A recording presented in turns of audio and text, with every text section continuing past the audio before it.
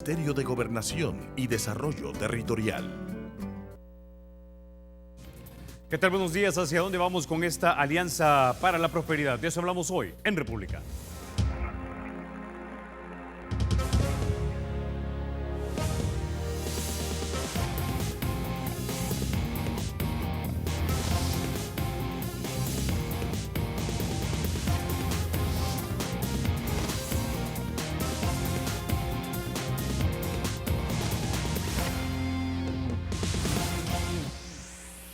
Bueno, ya por marzo de 1961, el presidente John Fitzgerald Kennedy propuso continuar la revolución de los Estados Unidos hacia el resto del continente. Kennedy hablaba de la expansión de la libertad política, acompañado del progreso material de los latinoamericanos para que pudieran vivir en libertad y con dignidad. Kennedy propuso en Punta del Este, Uruguay, un incremento anual del 2,1% del Producto Interno Bruto de los países, eliminar también el analfabetismo para 1970, el establecimiento de gobiernos democráticos y una mejor distribución de la riqueza. Para eso, Estados Unidos se comprometía con $20.000 millones durante una década. Esto se llamó la Alianza para el Progreso. Hoy hablamos de la Alianza para la Prosperidad y al ritmo que vamos, Estados Unidos invertiría unos $10.000 millones en 3 países, Guatemala, El Salvador y Honduras. Para hablar de esto ya nos acompaña Hugo Martínez, el señor canciller de nuestra República. Señor canciller, es un verdadero placer tenerlo aquí en República. Muy buenos días, el gusto es mío de compartir contigo y con los amigos y amigas que nos sintonizan. Bueno, hablemos entonces de este plan para la prosperidad o Alianza para la Prosperidad. Exactamente en qué consiste y cómo se beneficia El Salvador.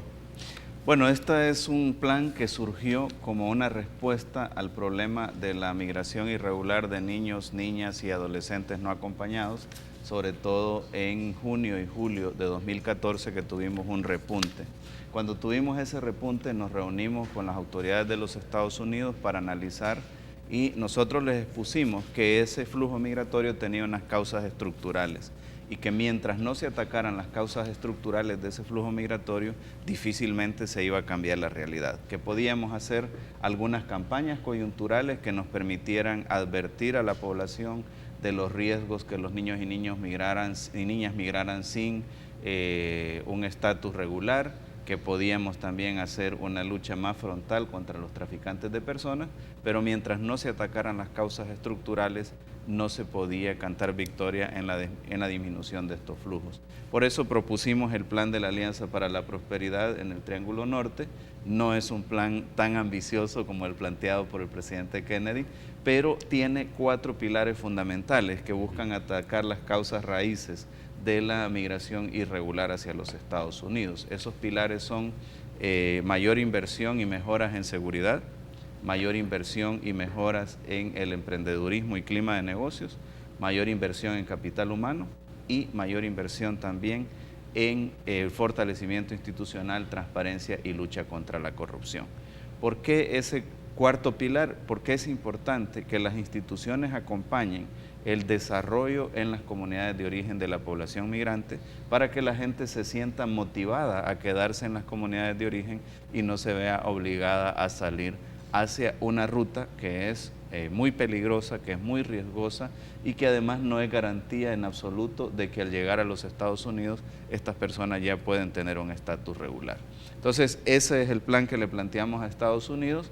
En lo personal había venido conversando mucho con autoridades de los Estados Unidos desde mi periodo anterior como canciller, insistiendo en una premisa fundamental, que el flujo migratorio no se va a detener nunca con muros, con electrificación de muros, con vigilancia en la frontera sur de los Estados Unidos. La única forma de impactar en el flujo migratorio es invirtiendo en los lugares de origen de la población migrante. Finalmente, la administración Obama aceptó esta idea y aceptó la propuesta que les presentamos con el apoyo del BID en el plan de la Alianza. Es así como el presidente Obama hace una primera solicitud de $1.000 millones para el año 2016 y el Congreso le aprueba 750 millones para el año 2016. Pero ya el presidente ha consignado una nueva solicitud de 1.000 millones para el año 2017 porque en el plan de la Alianza nosotros acuñamos el concepto de la plurianualidad. O sea, es un plan plurianual, no es un plan que busca una sola inversión un año porque no haríamos nada con eso, pero también es un plan que además de acuñar ese concepto plurianual con los Estados Unidos, lo acuña en los países. Los países han tenido que hacer previsiones presupuestarias a partir de 2016 de lo que se va a invertir en la Alianza para la Prosperidad. Solo El Salvador va a estar invirtiendo alrededor de $1.000 millones que el BID ha certificado que son inversiones en el presupuesto 2016 enfocadas en esos 4 componentes del plan de la Alianza para la Prosperidad en el Triángulo Norte. Ok, el vicepresidente Joe Biden dijo que no había razón por la cual Centroamérica no pudiera ser el próximo elemento de éxito o el próximo ejemplo de éxito. La pregunta es, de esos 1.750 millones que esperamos que ya se entregaron en Intuyo yo este año y vienen los 1.000 millones del otro año, ¿cuánto recibe El Salvador? ¿Quién los recibe? ¿A través de quién lo canalizan? ¿Y en qué proyectos se utilizan? Estos primeros recursos, los primeros 750 millones que ya están aprobados, serán ejecutados por AID y otras agencias de los Estados Unidos. Pero se aprobó, sobre todo en la última reunión con el vicepresidente Biden, un concepto muy clave, que es el alineamiento. En la declaración queda reflejado que Estados Unidos se compromete a alinear sus recursos en función de los proyectos de la Alianza para la Prosperidad en el Triángulo Norte, siempre y cuando sea posible de acuerdo a la ley. Eso es muy importante porque, si bien es cierto, es AID quien va a implementar, quien va a ejecutar, también es cierto que no será, digamos, las prioridades de acuerdo a los planes tradicionales del AID, sino que serán las prioridades enfocando esos recursos en los 4 pilares y en los municipios y en los lugares que el gobierno de El Salvador plantee. Eso ahora, es importantísimo. Una pregunta, señor canciller. Si hablamos, básicamente lo que me está diciendo, lo que entiendo es que AID de alguna manera consulta con el gobierno y el gobierno le dice, estas son mis prioridades de acuerdo a mi plan quinquenal. Ahora, ¿puede usted destinar parte del dinero que se aprobó para este plan, para la prosperidad, para estos fines? ¿Es así como funciona? Tenemos una mesa de trabajo con AID y en esa mesa de trabajo se discuten las prioridades de acuerdo a los 4 grandes pilares y al etiquetado, vamos a llamarle así, que hizo el Congreso de los Estados Unidos al aprobar esos fondos. Entonces no es tanto que nosotros les presentamos un listado de necesidades y ellos deciden por cuáles, es algo un poco más interactivo, más dinámico, donde hay una discusión, nosotros les explicamos las razones y ellos ven cómo van reacomodando fondos. Incluso ellos han reenfocado algunos recursos del año fiscal 2015 para fortalecer la estrategia de seguridad del Plan El Salvador Seguro. ¿Quiénes forman parte de esta mesa por parte del gobierno? Forma parte Relaciones Exteriores y la Secretaría Técnica de la Presidencia. Esa es la mesa gubernamental. Claro, nosotros hemos creado lo que se llama el Grupo Consultivo del Plan de la Alianza para la Prosperidad en el Triángulo Norte, donde hay representantes de la empresa privada, concretamente de la ANEP, de ANCHAM, de la Cámara Americano-Salvadoreña de Comercio, de las universidades, del gobierno de El Salvador y también del gobierno de los Estados Unidos. Esa es como una instancia de supervisión que va a estar pendiente cómo se van ejecutando los recursos, si los recursos están siendo eficientes y si los recursos están teniendo un impacto en las áreas que nosotros hemos planteado que deben tener impacto. Hablemos de uno de esos pilares que llama muchísimo la atención y es la inversión en capital humano. ¿Qué proyectos específicamente están bajo esta gran sombría de esta categoría? En esta área están los proyectos de fortalecer el sistema educativo, de convertir ciertas escuelas que tienen dificultades, que tienen deficiencias, en centros de estudio modelo, pero también la educación no formal, la capacitación, el entrenamiento de los jóvenes para ejercer un oficio, ya sea técnico, ya sea profesional, un oficio técnico o una actividad profesional, perdón, y esto con miras a insertar a estos jóvenes en el mercado laboral. La verdad es que no se puede ver un solo componente en aislado. Te voy a poner el ejemplo de 3 componentes que interactúan. El capital humano, desarrollo económico y seguridad pueden actuar conjuntamente. ¿Cómo?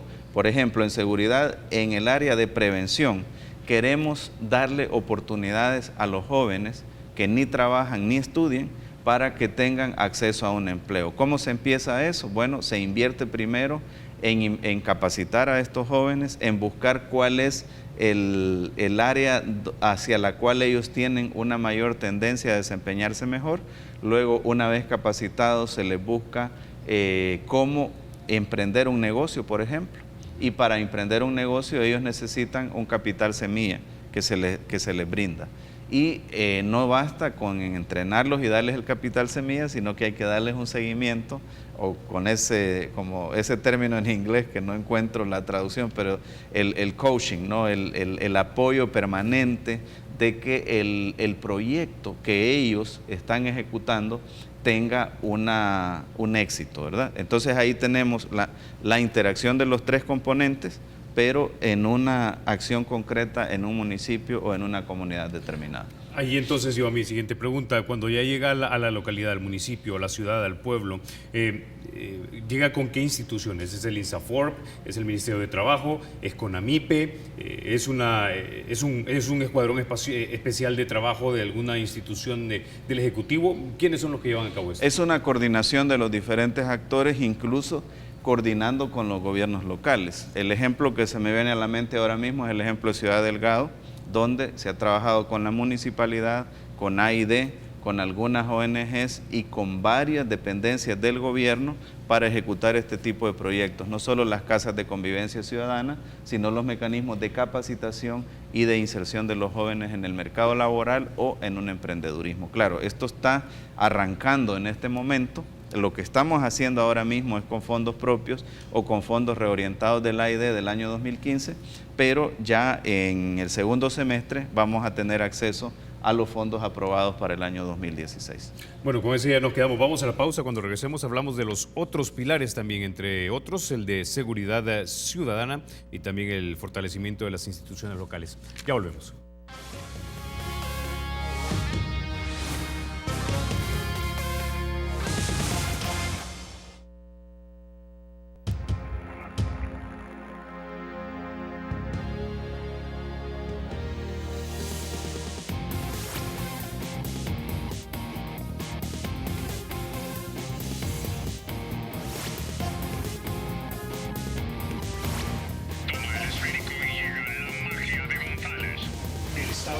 Será siempre libre e independiente y no será jamás el patrimonio de ninguna familia ni persona.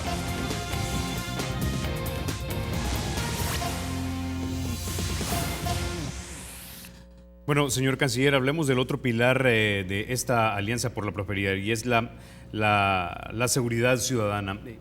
¿De qué manera se utilizan los fondos de esta alianza para hacer del país o de la región algo más seguro? De hecho, una mayor parte de los fondos para el 2016 estamos proponiendo enfocarlos en el tema de la seguridad. Por ejemplo, habrá algunos proyectos que tienen un carácter regional, que será como sistemas de videovigilancia en las fronteras de los tres países para evitar los hechos delincuenciales, el contrabando, pero al mismo tiempo para asegurar una mayor fluidez en la frontera. Entonces ahí, además de garantizar la seguridad, se garantiza una mayor fluidez en el comercio entre los tres países. Luego, los proyectos nacionales, en el caso de El Salvador, están referidos a entrelazar a los componentes. Por ejemplo, el ejemplo que citaba de prevención es un ejemplo clave, pero también vamos a destinar recursos a fortalecer la investigación científica del delito. Vamos a destinar recursos para que el trabajo de la Fiscalía se fortalezca e incluso hemos planteado nosotros, en nuestro caso a los Estados Unidos, que parte de esos recursos sean destinados a la Fiscalía, pues la Fiscalía ha planteado necesidades muy concretas de contratar más fiscales porque hay como una acumulación de casos, no solamente de casos de homicidios, de extorsiones, etcétera, sino de otros casos que la Fiscalía tiene que investigar porque también son delitos y que por lo tanto es necesario fortalecer esa área de investigación de la Fiscalía. También hemos planteado que una parte de los recursos sea destinada para fortalecer esa área de investigación. Es decir, entonces parte de los 1.000 millones que se van a aprobar para 2016 serán usados para reforzar presupuestariamente la Fiscalía. Pues no tanto así presupuestariamente, porque tampoco podemos apostarle a un sostenimiento en el tiempo de una cooperación de refuerzo presupuestario, más bien lo vemos como un refuerzo temporal para sacar de alguna manera la mora que se pueda tener en los temas de investigación fiscal. Eso pues lo conoce mucho mejor el señor fiscal, pero por ejemplo yo sostuve una reunión con él para ver las áreas en las cuales podíamos, desde la Alianza para la Prosperidad en el Triángulo Norte, reforzar el trabajo de la Fiscalía, y esta fue una de las áreas que el señor fiscal me manifestaba que sería importante fortalecer. Ahora, el subsecretario adjunto del Estado, de los Estados Unidos para Latinoamérica también dijo que el plan va a abarcar esfuerzos para combatir el tráfico de personas, va a continuar los esfuerzos para fortalecer la seguridad fronteriza y también facilitar el regreso de los migrantes indocumentados deportados a la región desde los Estados Unidos. Antes de tocar ese ángulo específicamente, quiero preguntarle qué rol va a jugar México en este sentido. Sabemos que muchos de nuestros inmigrantes desafortunadamente sufren en el camino durante el gran territorio azteca. Sí, nosotros hemos propuesto que en el grupo de alto nivel sobre la Alianza para la Prosperidad y en un grupo especial, en el grupo de el grupo de seguridad, el de alto nivel en seguridad, se incorpore a México, ¿verdad? Por razones obvias, evidentemente nosotros queremos cada vez garantizar de mejor manera el buen trato y el respeto a los derechos humanos a nuestros migrantes, pero también queremos articular de mejor manera con México el combate a las bandas de traficantes, que muchas veces son las mismas bandas de traficantes de drogas, son las bandas de traficantes de personas, o por lo menos están conectadas entre sí. Así que está pensado incorporar a México, está pensado incorporar a Colombia, como países que también han tenido una experiencia en la lucha contra el narcotráfico y el crimen, y luego como países cooperantes, Estados Unidos ofreció hacer una gestión con Canadá, pero también invitar a la Unión Europea, invitar a los países asiáticos, de manera que sin abandonar sus planes ya ordinarios de cooperación que tienen con los países y la región, puedan comenzar a cooperar en el plan de la Alianza para la Prosperidad en el Triángulo Norte. Intuyo que en reuniones bilaterales que hemos tenido con la República Mexicana se ha hecho énfasis en el hecho de que sentimos que nuestros migrantes están desprotegidos cuando cruzan. Sí, nosotros siempre hemos manifestado esa preocupación, incluso en la reunión que tuvieron el presidente Sánchez y el presidente Peña Nieto, en principios de la gestión del presidente Sánchez, pues le manifestamos esa preocupación. Hubo mucha sensibilidad de parte del presidente Peña Nieto y planteó algunas iniciativas. Una iniciativa que estamos desarrollando es una tarjeta migratoria, una tarjeta de turistas, sobre todo en los estados del sur de México, que podrían garantizar un libre tránsito de nuestros compatriotas en esas zonas sin que sean amenazados, acechados por los grupos criminales o también por las entidades policiales, ¿verdad? Siempre ha sido una preocupación nuestra. Quiero decir de que ha habido mejoras también en los protocolos para garantizar el retorno digno de nuestros migrantes, pero aún hace falta mucho por hacer en ese campo. Usted menciona un punto muy importante porque sabemos que el presidente Peña Nieto seguramente no tiene un gran control sobre los grupos irregulares, pero las fuerzas de la ley, la Policía Federal, la Policía de Caminos, muchas veces los migrantes sufren a manos precisamente de las autoridades mexicanas. Sí, ha habido abusos, y los abusos que nosotros hemos podido documentar, los hemos documentado y se ha hecho ejemplares algunos casos de abusos policiales que nosotros pudimos documentar.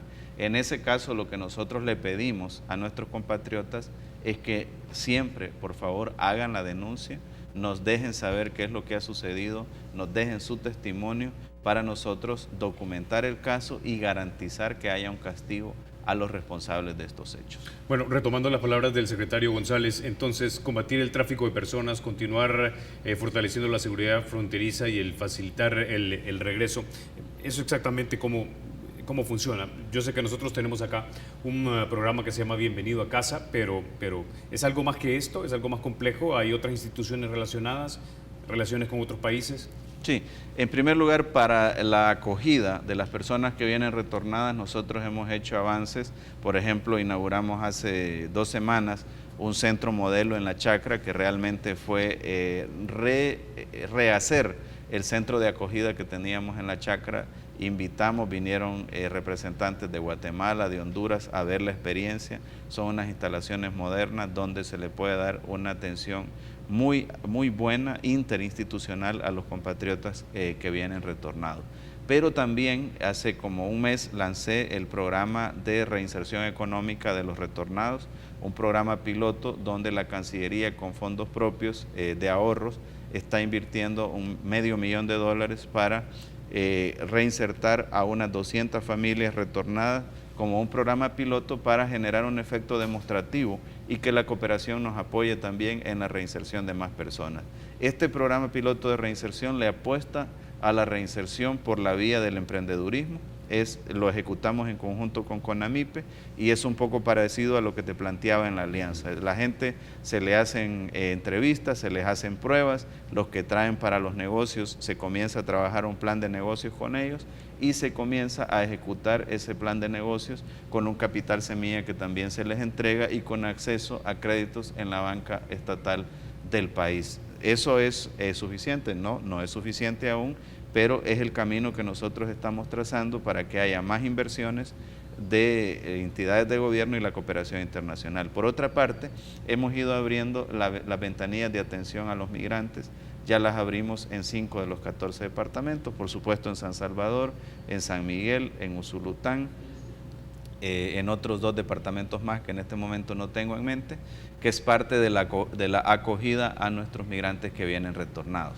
Ahora, ¿qué vamos a hacer con el combate a las bandas de traficantes de personas y de drogas? Pues hemos trabajado ya una iniciativa de reforma a la ley para endurecer la persecución y las penas a los traficantes de personas.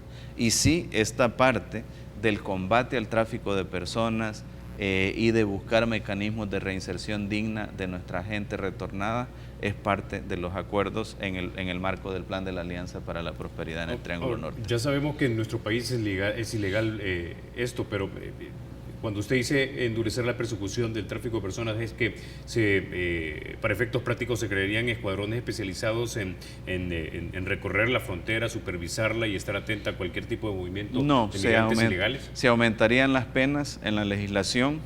Se también garantizarían patrullajes conjuntos de la policía, de las Fuerzas Armadas en las zonas fronterizas y sobre todo patrullajes coordinados con los países vecinos, como es el caso de Guatemala y Honduras. Cuando se trata de fortalecer la seguridad fronteriza, intuyo que también estamos hablando de la nuestra. Mucho se ha discutido y hablado que nuestro país desafortunadamente es como una especie de corredor de la droga que viene desde el sur del continente. Sí, efectivamente estamos hablando de fortalecer esos mecanismos.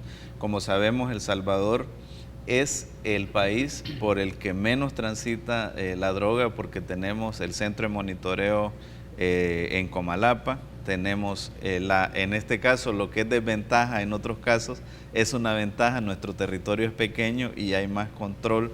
Por ejemplo, aquí no se puede hablar de ocurrencia de aterrizajes de vuelos clandestinos con droga, etcétera, como se puede hablar en otros países. La primera vez que un estudio que nos presentó el Comando Sur de los Estados Unidos y otra institución que no recuerdo en este momento, nos mostraban las trazas de los vuelos por otros países y los aeropuertos, y la ocurrencia de vuelos clandestinos era realmente impresionante. Ese problema no lo tenemos como país, pero sí es necesario reforzar los mecanismos de control en las fronteras, por aire también, por tierra y por mar. Y ya que tocamos seguridad, antes de que lo olvide, este plan de Alianza para la Prosperidad contempla algún programa o fondos adicionales para la lucha contra los grupos criminales como las pandillas, que de hecho la Mara Salvatrucha ha sido ya declarada como un organismo terrorista, si mal no recuerdo, por el FBI, sí, o el Departamento de Estado. Bueno, la Corte Suprema de Justicia de El Salvador también los ha declarado como grupos terroristas o como acciones de grupos terroristas, y efectivamente está incluido sobre todo en la coordinación entre los países y Estados Unidos un componente del plan que se refiere en la materia de seguridad a compartir información a través de una plataforma informática donde estén los datos de las personas con más récord de criminalidad en los 4 países, es decir, Guatemala, Honduras, El Salvador y también los Estados Unidos. Ok, pausa y cuando regresemos vamos a hablar, pero de el TPS y su prórroga. Ya volvemos.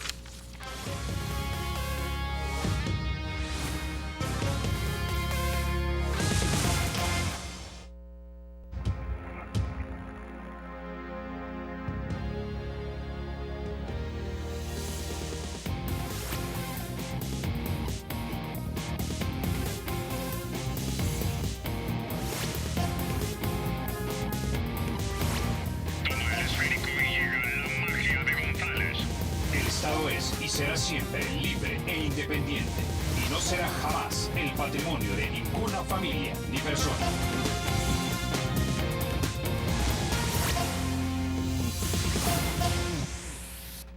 Bueno, señor canciller, hablemos de la prórroga del TPS, el estatus de protección temporal. ¿Cómo estamos en ese proceso? Le pregunto porque desafortunadamente los salvadoreños hay algunas prácticas culturales que no las perdemos y es dejar todo por último, o no ahorrar, o no planificar, etcétera.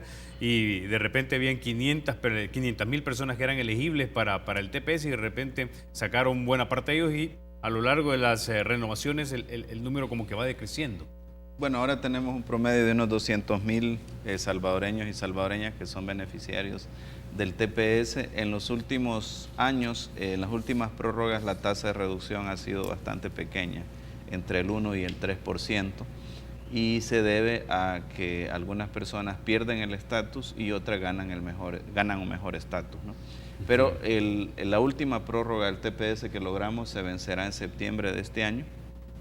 Ya ahora en el mes de marzo vamos a hacer una solicitud de una nueva prórroga y el proceso de reinscripción pues se tendrá que iniciar ya también en los próximos meses. Aún el gobierno de los Estados Unidos no ha anunciado que ya hay una decisión de una nueva prórroga.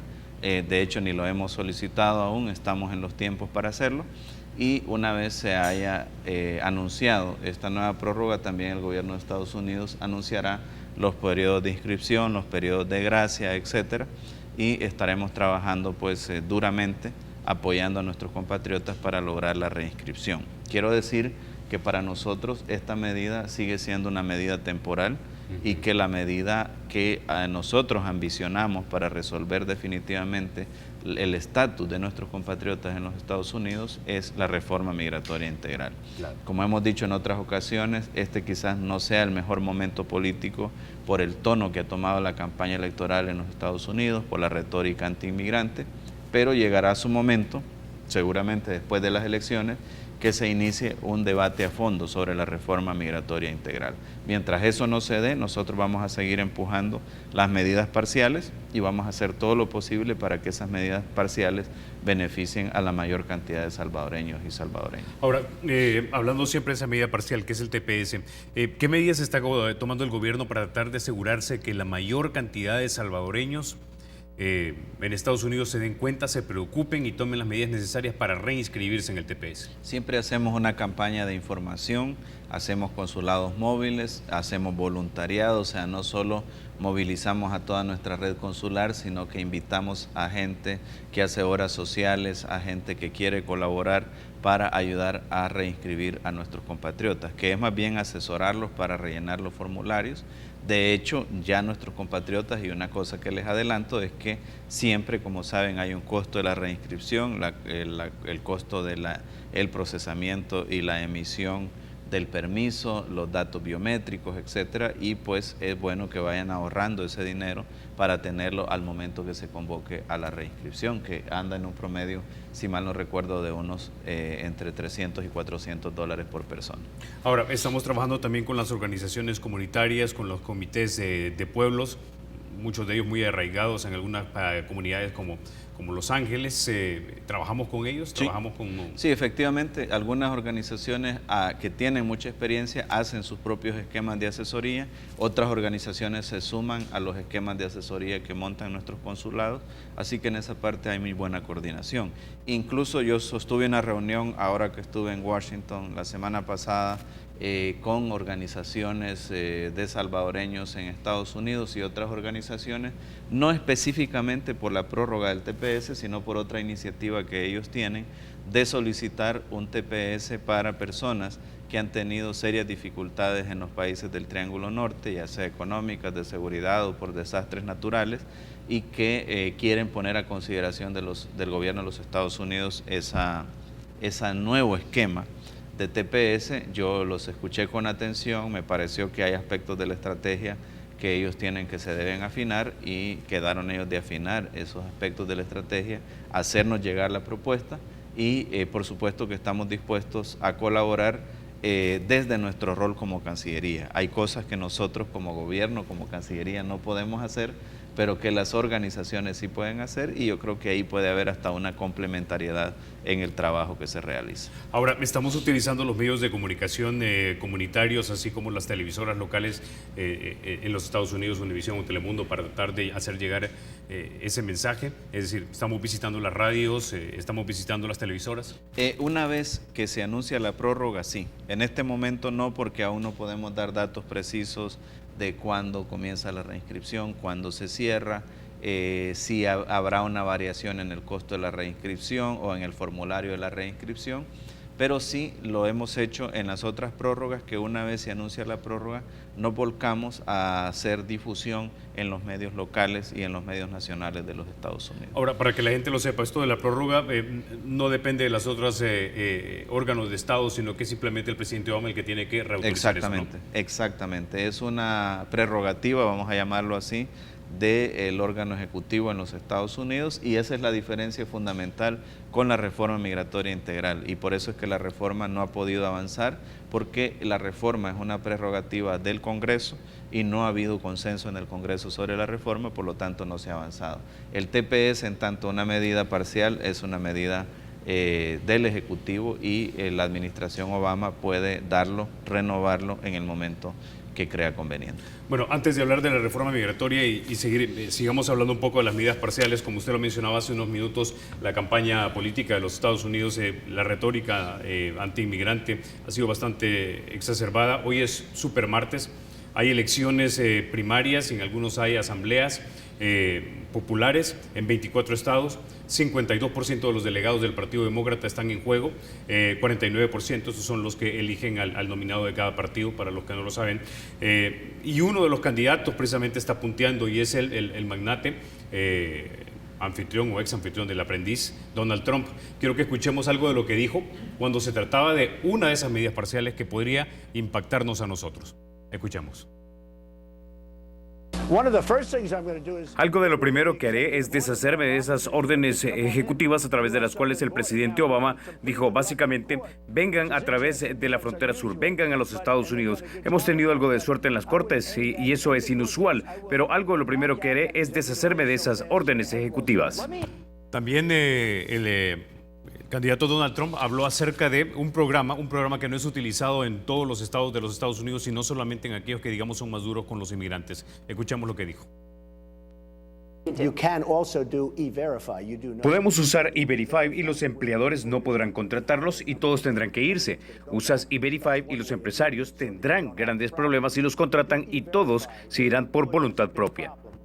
Bueno, canciller, vamos por partes. No le voy a pedir que emita valoración sobre las declaraciones del candidato Trump, porque sé que eso no le corresponde. Sin embargo, lo que él dice tiene unas implicaciones muy claras en caso de que él llegara a ser presidente de los Estados Unidos. Las órdenes ejecutivas del presidente Obama son dos fundamentalmente las que recuerdo en este momento. Una favorecía a los Dreamers y la otra favorece a aquellos padres y madres inmigrantes que no tienen ningún background criminal ni ningún tipo de crimen en sus libros, digámoslo así.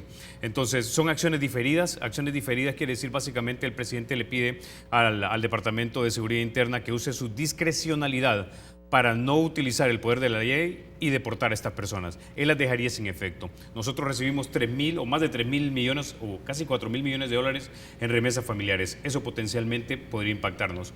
La pregunta entonces para usted es si tenemos o estamos previendo la posibilidad de que nos deporten gente, y dos, si tenemos un esfuerzo sistemático de cabildeadores con legisladores claves en la Cámara Baja y el Senado para evitar que algo de este tipo pase. Sí, tenemos un esfuerzo sistemático con el Congreso, con la Cámara Baja y con el Senado. hay un trabajo permanente y así como escuchamos esas voces tan adversas para los migrantes, también hay voces de congresistas, representantes o senadores que han planteado incluso iniciativas para asesorar legalmente a aquellos niños y niñas migrantes no acompañados que lleguen a los Estados Unidos y que deban tener una asesoría legal para asistir a las cortes y para pelear sus casos en los Estados Unidos. Pero yo creo que aquí el asunto de fondo lo ha retratado muy bien Su Santidad el Papa Francisco.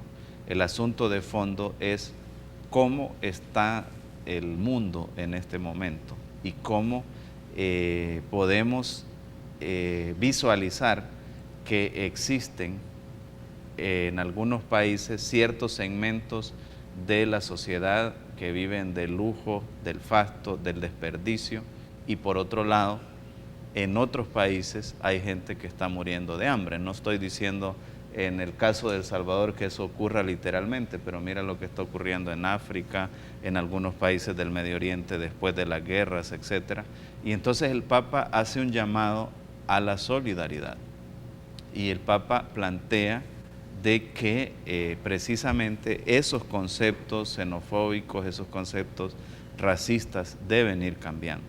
Y nosotros acuñamos en ese esquema el concepto de que si los países desarrollados hicieran eco de la corresponsabilidad, de las responsabilidades compartidas pero diferenciadas, y apostaran más al desarrollo en los lugares de origen, pues la migración sería menor y no tendría ni siquiera que estarse planteando esas medidas extremas, esas medidas totalitarias, diría yo, que están planteando algunos de los candidatos.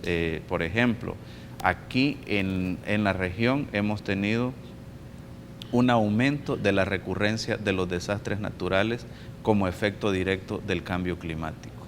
Y el calentamiento no lo provocamos nosotros, o sea, lo ha provocado la industrialización desmedida e irrespetuosa con el medio ambiente, y eso ha traído consecuencias a nuestros países. Hemos tenido casi 4 años de sequía.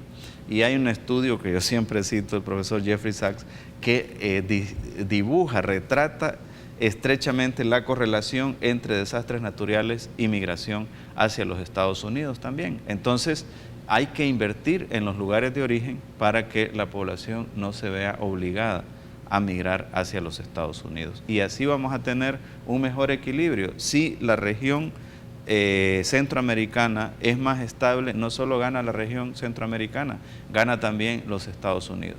Y la otra cosa que quiero decir es que ya basta de menospreciar el esfuerzo y el aporte que hacen nuestros compatriotas y los latinoamericanos en los Estados Unidos. Hay áreas de la industria de los Estados Unidos que sobreviven por el esfuerzo de la comunidad latina en los Estados Unidos. La construcción, la agricultura, la alimentación, la restauración, la hotelería, todos esos rubros en los Estados Unidos sobreviven gracias al esfuerzo de los latinos en los Estados Unidos, y eso es innegable. Yo siempre cito también el ejemplo que el jefe de operaciones de la empresa que reconstruyó el Pentágono en los Estados Unidos después de los atentados terroristas era un salvadoreño. Entonces no tenemos, y como decía Su Santidad también, no tenemos por qué bajar la cabeza, no tenemos por qué sentirnos avergonzados por ser un país que tiene una comunidad migrante muy grande. Y nuestros migrantes en Estados Unidos no tienen por qué sentirse avergonzados. Pero la opción que nosotros ofrecemos, que no es una opción que se construye de la noche a la mañana, es generar esas oportunidades aquí. Como decía el vicepresidente Biden, el Triángulo Norte, y yo parafraseándolo a él diría El Salvador, puede llegar a ser la próxima historia de éxito si todos nos enfocamos en generar oportunidades en el país, si ya dejamos de tanta discusión estéril, de tanta confrontación, y nos ponemos de acuerdo por 2 o 3 cosas que van a sacar adelante al país. Por ejemplo, la apuesta en educación o la apuesta en generar un entorno de negocios y de inversión más favorable para que haya un mayor crecimiento y un mayor empleo y la puesta en seguridad. Ahí tenemos 3 temas que son claves, que son críticos, no en este momento, en este gobierno, sino que se vienen como postergando las medidas que se deben tomar de fondo en esas 3 áreas, y que la mejor opción es tener un consenso, tener un respaldo de todos los sectores y decir, bueno, aquí vamos a echar para adelante este país y vamos a convertirlo en una historia de éxito. Bueno, es obvio que el candidato Trump es un depredador de los miedos de los conservadores del Partido Republicano. También sabemos que los trabajadores hispanos no sustituyen, sino que complementan a la mano de obra latina. Mi pregunta siguiente es, señor canciller, es ¿cómo opera nuestro grupo de cabildeadores? ¿Es en conjunto con los cabildeadores de Guatemala, de Honduras y del resto de Centroamérica? ¿O tenemos una firma particularmente para El Salvador? ¿Van estos y hablan con el grupo de la fracción legislativa de los latinos, de los afroamericanos en la Cámara Baja, con algunos senadores claves?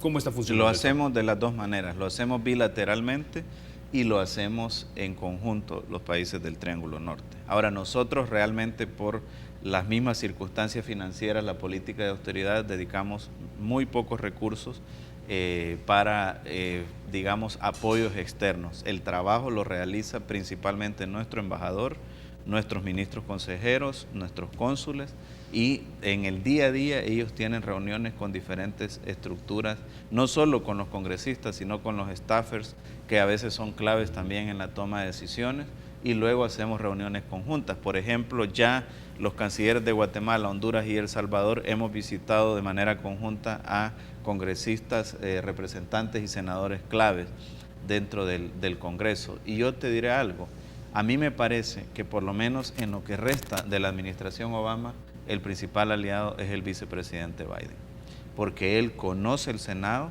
conoce el Congreso en general, y él tiene una identidad con el Triángulo Norte increíble. Sí, solo en el último año hemos tenido por lo menos unas 4 reuniones con él, eso es inusual, y él destina tiempo. Esta última vez nos recibió en la Blair House, que es como es un símbolo también, ¿verdad?, de la importancia que él está dando a esta apuesta. Y él nos decía, y se citó una parte de lo que él nos decía en el inicio de la reunión. Miren, nos decía, en la medida que nosotros avancemos, va a ser más fácil para mí cabildear los fondos del 2017. Y nos decía, tenemos que avanzar en la lucha contra el tráfico ilegal de personas, la lucha contra la corrupción, pero ustedes, nos decía también, tienen que avanzar en la recaudación de recursos propios. Claro, esa parte no se menciona en los reportes, ¿verdad? Solo se menciona la lucha contra la corrupción y la lucha contra el tráfico de personas, pero él fue muy claro en decirnos también, nosotros estamos poniendo nuestra parte, ustedes también tienen que poner su parte, y es importante que sectores dentro de los países hagan esfuerzos por aportar al plan de la Alianza para la Prosperidad. Incluso en otras reuniones él ya ha hecho un llamado a los privados para que se suman al plan de la Alianza para la Prosperidad en el Triángulo Norte. Señor canciller, ¿tenemos algún campeón en el Senado, en el Congreso? ¿Nancy Pelosi tal vez, o Harry Reid en el Senado? Bueno, tenemos, Nancy Pelosi ha sido una aliada de esta apuesta, pero también hay nuevos congresistas, por ejemplo, la representante Torres, que es originaria de Guatemala, es como la campeona que está día a día. Vino a Guatemala, vino aquí a El Salvador, hemos trabajado conjuntamente, y es una de las personas que más seguimiento le da en el día a día al tema de la Alianza para la Prosperidad. Como comprenderás, Nancy Pelosi tiene la fotografía más amplia, es prácticamente el líder de la minoría, y no siempre tiene los tiempos, pero la congresista Torres sí que está muy comprometida y es prácticamente la campeona en este tema. ¿Y en el Senado tenemos alguien cercano con quien hablemos, digamos, decentemente frecuente? Bueno, nosotros hablamos con varios senadores, sobre todo de los comités claves, ¿no?, de apropiaciones, de relaciones exteriores, y para nosotros es muy importante las puertas que abre el vicepresidente Biden en el Senado. Ok, bueno, señor canciller, se nos acabó el tiempo, pero ha sido un verdadero placer tenerlo esta mañana aquí en República. Para mí también, y a la orden, para que podamos seguir conversando sobre estos temas. Bueno, ustedes amigos se quedan con la emisión matutina de Teleprensa con Mayela Mena y Armando Godoy. Soy Carlos Toledo, gracias por vernos. Recuerden, la República es de todos y hay que cuidarla.